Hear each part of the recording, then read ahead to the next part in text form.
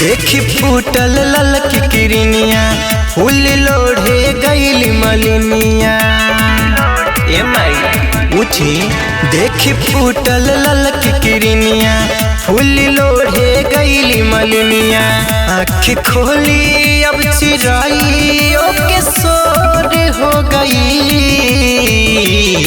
जागी जागी ये शेरा वाली जागी ना, जागी जागी ये भवानी माई भोर हो गईल। जागी जागी ये शेरा वाली भोर हो गईल।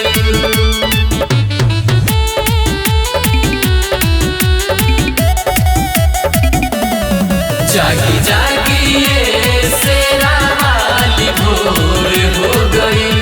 हाँ हाँ निंदिया के मातल का बाड़ुए मायरिया। उठी देखी भइल बा पूजा के तैयारिया।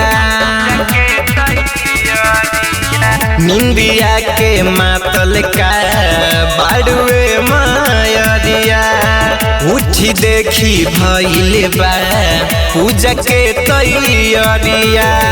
कब खुली राउर आँख बाड़े बभनुआ गुताक।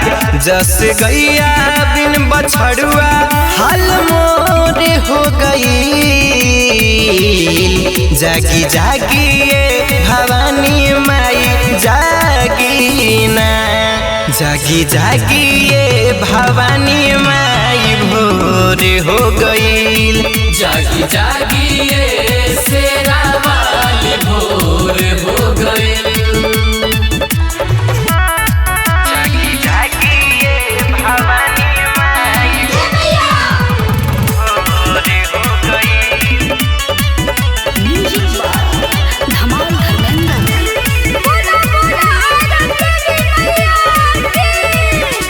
हाँ गैया के दूध बड़े यादो जिले के आइल।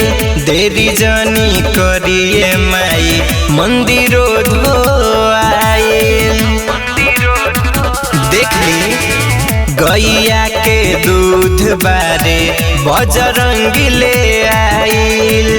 देरी जनी करिए माई मंदिरो धो आइल। जनकराई अबवे खोली मंदिरिया के गेट। दीपक धर्मेंद्र धमाल कहे अंजोर हो गई।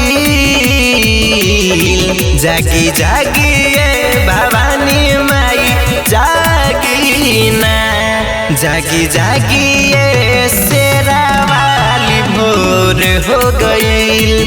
जागी जागी ये शेरा वाली भोर हो गईल। जागी जागी ये भवानी माई भोर हो